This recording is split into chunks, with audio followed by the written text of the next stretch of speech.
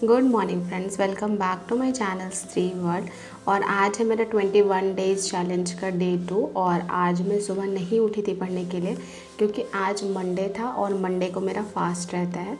मैं 16 सोमवार का व्रत रखती हूँ, मीन्स कि सावन से स्टार्ट करती हूँ और फिर टोटल जब 16 सोमवार हो जाते हैं उसके बाद उसे एंड कर देती हूँ।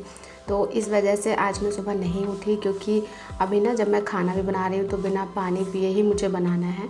तो ऐसे में सुबह से उठकर अगर पढ़ाई करूँगी तो प्यास लग जाती है। तो यही रीज़न था कि मैं सुबह आज नहीं उठी हूँ और सीधे आ गई हूँ किचन में, किचन का काम करने के लिए।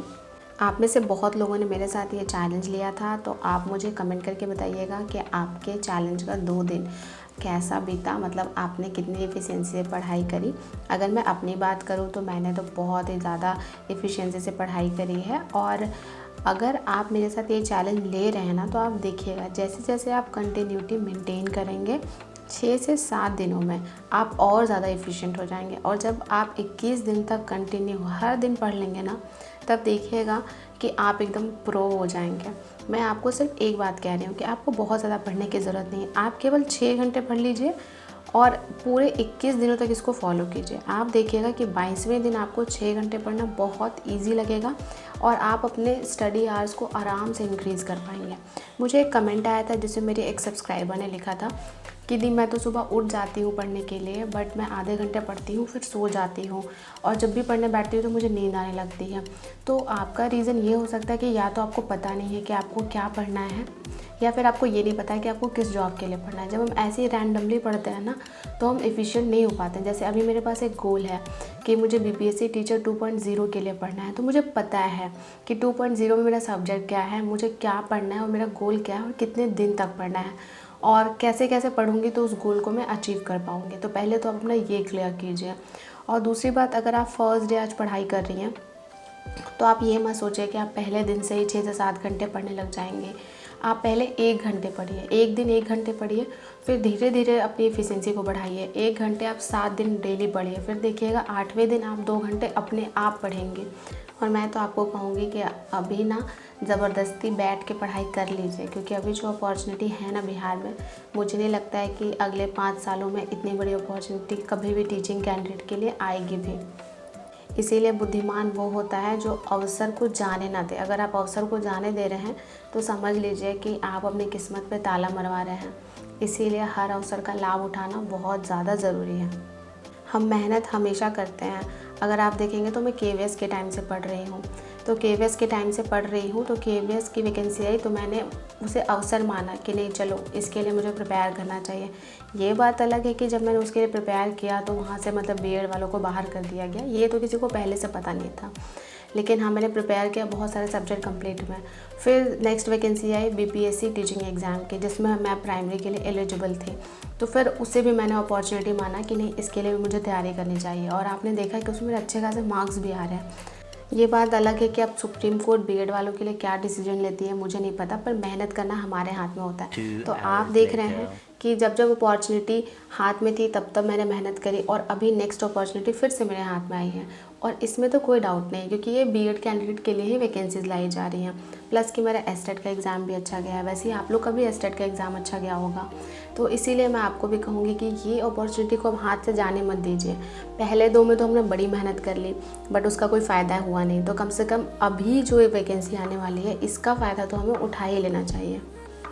दिन के 11 बजने वाले हैं और मैंने अपना फर्स्ट स्टडी स्लॉट कंप्लीट कर लिया है।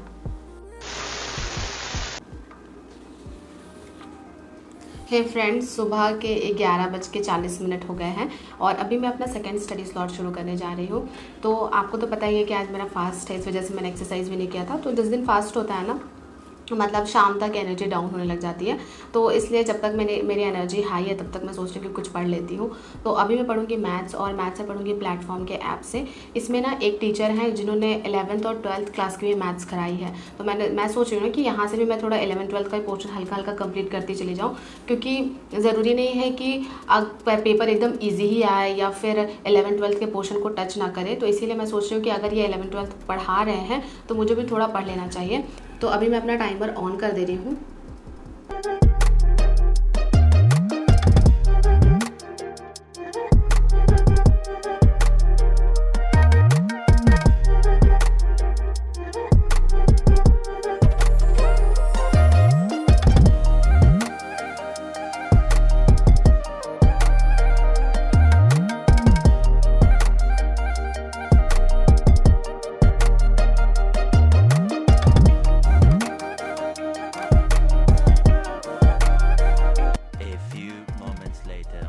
अभी मैं सेकेंड स्टडी स्लॉट में ना कॉम्प्लेक्स नंबर सॉल्व कर रही थी। एक्चुअली मैंने सोचा है कि 11th-12th के जो कुछ बेसिक टॉपिक्स होते हैं उनका मैं ना एकदम बेसिक चीज़ पढ़ूंगी, जैसे कि डिफरेंशिएशन इंटीग्रेशन है तो उसको सॉल्व कैसे किया जाता है मैं ये भी थोड़ा सा सीख लूँगी।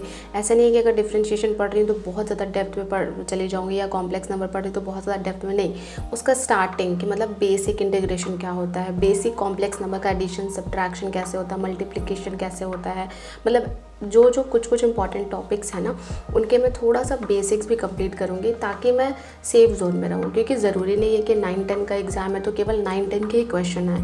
ऐसा भी हो सकता है कि कुछ टॉपिक्स को वो 11th-12th में भी थोड़ा टच करते हैं। तो इस वजह से मैंने सोचा है कि मैं थोड़ा हर टॉपिक को मतलब उसका इंट्रोडक्शन टाइप ज़रूर तैयार कर लूँगी। और मैं आपको भी यही कहूँगी कि चाहे आपका सब्जेक्ट जो भी है, आप थोड़ा ना 11th-12th को भी टच करते हुए पढ़ाई कीजिएगा। इससे क्या होगा ना कि आप सेफ जोन में रहिएगा।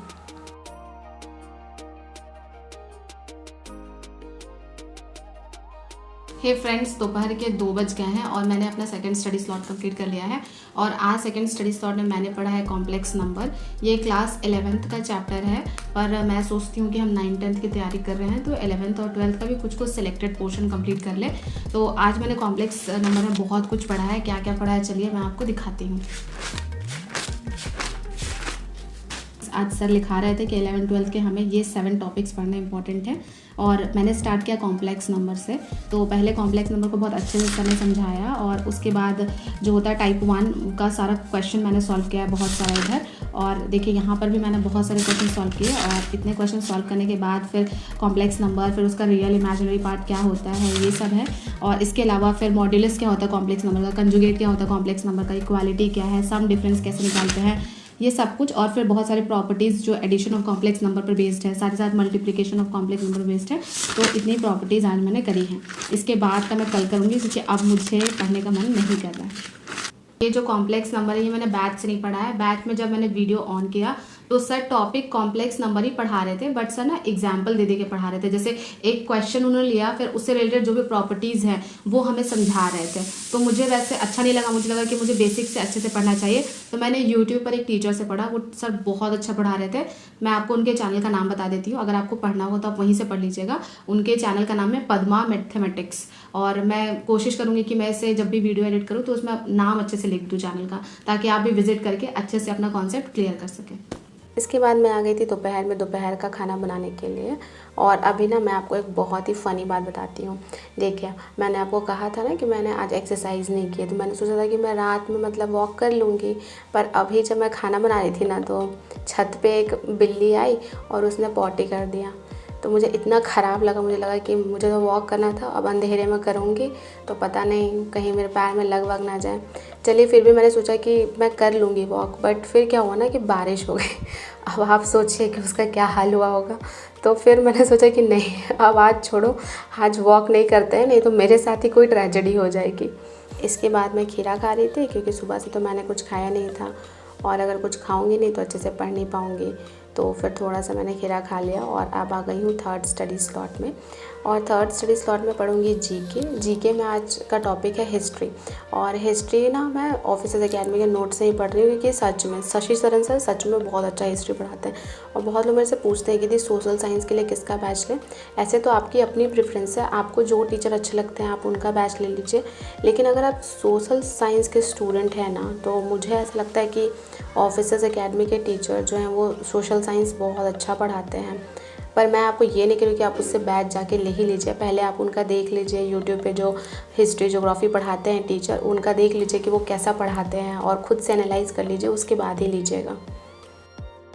1 hour later. अगर मैं किसी चीज़ में सबसे ज़्यादा थकती हूँ ना तो मैं बस जीके पढ़ने में थकती हूँ, क्योंकि साइंस में मुझे ऐसे रटने की ज़रूरत नहीं होती है। साइंस में रीड करती है तो मुझे समझ आ जाता है। और मैथ्स में तो बिल्कुल भी नहीं थकती हूँ, बट जीके में इतना बोल के पढ़ना होता है ना कि क्या ही बताऊँ, एकदम एनर्जी डाउन हो जाती है। और अभी मतलब 1.5 घंटे पढ़ने के बाद मुझे लग रहा था कि अब मैं आगे नहीं पढ़ पाऊँगी, क्योंकि और ना जब मैं जीके बोल के नहीं पढ़ूँगी ना तो मुझे लर्न ही नहीं होगा। पता नहीं मेरी ये प्रॉब्लम है। बहुत लोग ऐसे मन में पढ़ लेते हैं, पर मैं अगर मुंह बंद करके पढ़ रही हूँ दैट मीन्स कि मैं कुछ सोच रही हूँ। और जब मैं मुंह बंद करके नहीं पढ़ती हूँ, मतलब बोल के पढ़ती हूँ, तब मैं ज़्यादा अच्छा पढ़ पाती हूँ, तब मुझे ज़्यादा अच्छे से लर्न हो पाता है। तो फाइनली मेरा थर्ड स्टडी स्लॉट कंप्लीट हो गया है और इसके बाद मैं छत पे आ गई थी। और छत पे आज बहुत अच्छा मौसम था तो बहुत अच्छा लग रहा था मुझे। बट मैंने यहाँ पर बहुत ज़्यादा टाइम अपना वेस्ट नहीं किया, क्योंकि अभी तो पता ही है कि हर टाइम को बचा के तैयारी करनी है एग्ज़ाम की। तो इसीलिए मैं यहाँ पर लगभग 5 से 10 मिनट ही रुकी थी, उसके बाद नीचे आ गई थी और सबके लिए चाय बना रही थी। देखिए, जब मैं मायके में होती हूँ और फास्टिंग रखती हूँ ना, तो मम्मी सारा काम कर देंगे, बोलेंगी तुम ये मत करो, तुम वो मत करो, तुम्हारा फास्टिंग है, तुमको कमज़ोरी लग रहा होगा, मतलब और भी बहुत तरह की चीज़। बट जब ससुराल में होती हूँ ना, तो ससुराल में ऐसा कुछ नहीं होता है। यहाँ पे मतलब मेरे अंदर सुपर पावर आ जाती है, सारा काम खुद ही कर लेती हूँ। मतलब मुझे ऐसा लगता नहीं कि लड़कियाँ जब ससुराल में होती तो एक सेंस ऑफ रिस्पॉन्सिबिलिटी उनके ऊपर आ जाती है, जिस वजह से वो कर पाती हैं। लेकिन जब हम मायके में होते हैं तो पता नहीं, बहुत ज़्यादा रिलैक्स करने का मन करता है। आपको भी ऐसा लगता है क्या? तो मुझे ज़रूर कमेंट करके बताइएगा। इसके बाद मैं आ गई थी पढ़ाई करने के लिए और अभी बज रहे थे 6:05। मैंने अपना स्टॉप वॉच ऑन कर दिया है और अभी मैं पढ़ूंगी सर्कल। मैंने आपको कल की वीडियो में बताया था कि आज मैंने सर्कल के केवल सॉल्व करने वाले क्वेश्चंस किए हैं। इसके बाद सर्कल के थ्योरम्स और जो प्रूफ वाले क्वेश्चन होते हैं वो सारे क्वेश्चंस करूँगी। और जब मैं मैथ्स बना रही थी ना, तो मुझे बहुत ज़्यादा इंटरेस्ट आ रहा था और मुझे लग रहा था कि मुझे 8 बजे तक कम से कम सॉल्व करना चाहिए। लेकिन हाँ, फिर मुझे बीच में ही ख़त्म करना पड़ा, क्योंकि मुझे घर का भी काम करना होता है। और मैं ऐसा कभी नहीं करती कि अगर पढ़ाई कर रही हूँ तो घर के काम को पूरा इग्नोर कर दूँ, और घर के काम कर रही हूँ तो पूरे के पूरे अपने करियर को इग्नोर कर दूँ। मैं ये 2 एक्सट्रीम केसेस पे कभी भी ज़िंदगी नहीं जी सकती हूँ। मैं कोशिश करती हूँ कि मैं दोनों चीज़ को बैलेंस करके रखूँ। पढ़ाई भी उतना करूँ जिससे कि मेरा एक जॉब लग जाए, और काम भी उतना करूँ जिससे कि मुझे पढ़ाई के लिए टाइम मिल जाए। बस मेरा यही फंडा है। इससे क्या होगा ना कि फैमिली में आपका कलेश भी नहीं होगा और आप काम करते हुए पढ़ाई कर लेंगे, तो आपको भी अंदर से डिससेटिस्फैक्शन नहीं होगा कि मैं केवल शादी के बाद काम ही कर रही हूँ, पढ़ाई तो कुछ नहीं कर पा रही हूँ।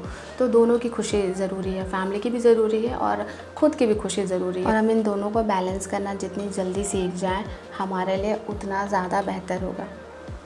हे फ्रेंड्स, शाम के 7:10 हो गए हैं और अभी मैंने अपना लास्ट स्टडी स्लॉट कंप्लीट किया है। और लास्ट स्टडी स्लॉट में मैं सर्कल बना रही थी, और कल भी मैंने सर्कल बनाया है, आज भी मैं सर्कल बना रही थी। मतलब सर्कल बना के मेरा दिमाग सर्कल हो गया है, मतलब कि घूमने लगा है। आप देख रहे होंगे, अगर आपको मेरी कॉपी दिखाई देगी तो आप यहाँ पर देख सकते हैं। मैंने बहुत सारे क्वेश्चन मतलब सर्कल के ही केवल बनाए हैं। यहाँ से मैंने स्टार्ट किया था आज बनाना, यहाँ से स्टार्ट किया था, और बहुत सारे क्वेश्चंस मैंने सर्कल के सॉल्व किए हैं। और जब आप सर्कल सॉल्व करेंगे ना, तो बहुत सारे ऐसे क्वेश्चंस होंगे जो कि आपसे बुक में भी सॉल्व हो जाएंगे। तो ज़रूरी नहीं है कि आप उसको कॉपी में करिए, लेकिन हाँ, जो प्रूफ वाले क्वेश्चन है उनको करना बहुत ज़्यादा ज़रूरी है। मैंने आपको पहले भी कहा था, क्योंकि प्रूफ से ना सीधे सीधे क्वेश्चन भी आ सकता है, 1 लाइनर हमारा, कि अगर एक सर्कल है और इसमें 2 इक्वल कॉर्ड हैं, तो बताओ इसमें क्या क्या पॉसिबल वैल्यूज़ हो सकता है। तो ऐसे 1 लाइनर क्वेश्चन भी बन सकता है। तो अभी तो मैंने सारा मतलब सर्कल का प्रूफ वाला क्वेश्चन कंप्लीट नहीं किया, कुछ क्वेश्चंस बचे हुए हैं, तो उनको मैं कल कर ही लूँगी, मतलब कल कंप्लीट कर ही लूँगी सर्कल। तो ऐसे में ना 3 दिन में मेरा सर्कल का टॉपिक अच्छे से कंप्लीट हो जाएगा। और ये था मेरा 21 डेज़ चैलेंज का डे 2। अभी ना मुझे रात में सोने टाइम मोटिवेशनल बुक भी पढ़ना है, और वो मैं पढ़ के ज़रूर सोऊंगी। तो आज के व्लॉग को मैं यहीं पर ख़त्म करती हूँ। अगर आपको मेरी वीडियो अच्छी लगी हो तो लाइक कर दीजिए, चैनल पर नए हैं तो सब्सक्राइब कर दीजिए। इसी तरह के वीडियोज़ के साथ आपसे मिलती रहूँगी, आपकी लाइफ में पॉजिटिविटी ऐड करती रहूँगी। मिलते हैं नेक्स्ट वीडियो में, तब तक के लिए अपना ध्यान रखिएगा। Bye bye and take care.